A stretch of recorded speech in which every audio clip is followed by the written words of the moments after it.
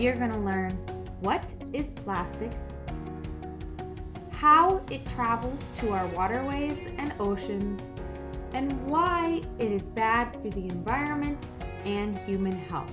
Plastic is not naturally found on the planet, but it is made out of natural materials such as coal, gas, or oil.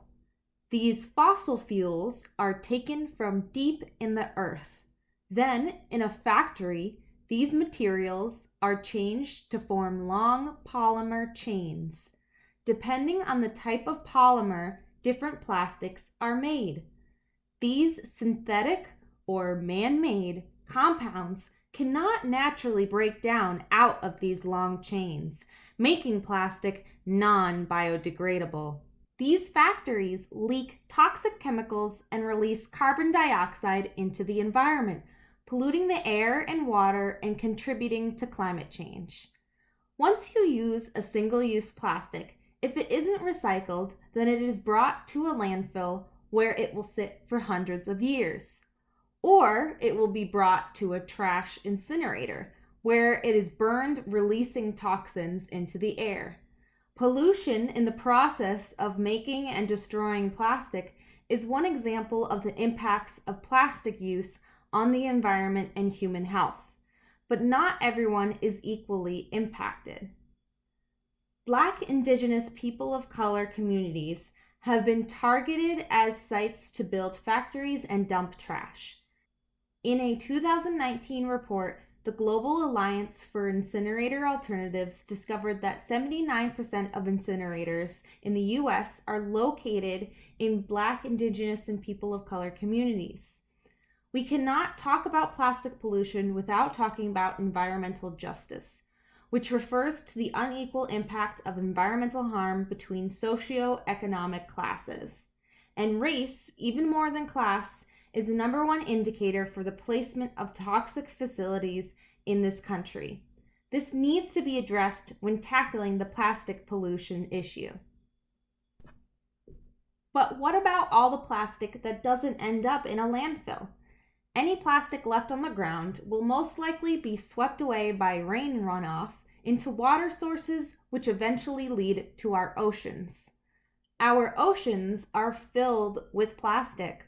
The currents may bring a plastic bottle to one of the 5 gyres in the oceans, areas filled with islands of plastic. These plastics don't chemically degrade, but they can erode, breaking down into smaller plastic pieces, and if they are under 5 millimeters in length, it is considered a microplastic. Microplastics can form from bigger pieces breaking down, but they also are purposely manufactured to be in certain beauty and health products like toothpaste and cleansers.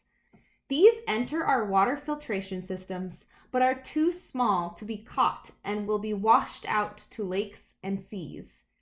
Even our synthetic clothing, polyester, nylon, acrylic, and other synthetic fibers, all of which are forms of plastic, shed into our water during wash and into the air itself.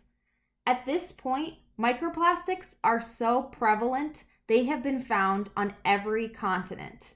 They are in the food we eat and the air we breathe. Microplastics are then eaten by fish, birds, or other animals. This can cause internal complications. Many animals have died from plastic ingestion or entanglement. A fish swallows microplastics, and then if a human eats that fish, the microplastics are now transferred to that person. And although we are still studying the effects of consumption of microplastics in the human body, we know that plastics can leak toxic chemicals, harming human health. The solution? The world needs to stop relying on plastic. Even if we stop plastic production entirely, there is still millions of tons of plastic on this earth now, which might take thousands of years to finally decompose. The best we can do is switch to reusable and biodegradable products. What about recycling, you might say? Recycling is our last resort because of its constraints. Only certain plastics can be recycled. Plus, the recycling system infrastructure is very limited. The United States recycles just 9% of its plastic trash. Consider instead following zero waste principles, focusing on prevention of waste in the first place. You can start in the kitchen. The food industry is one of the largest single-use plastic offenders. Packaging accounts for just over 40% of total plastic usage.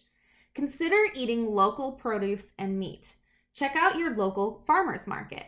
Start bringing your own reusable coffee mug places and always have reusable grocery bags on hand. There are many zero waste alternatives out there, but accessibility to sustainable products for the everyday consumer is still limited. Both the physical availability of these products is limited, and they are often expensive due to low demand. It is even harder to access zero waste alternatives in low-income communities. The individual consumer can only do so much. Instead, there needs to be a restructure of government and industry. We must stop subsidizing and bailing out plastic industries and instead support sustainable products, providing accessibility to all communities. So go out and vote for change, and share what you've learned about plastic pollution with everyone you know.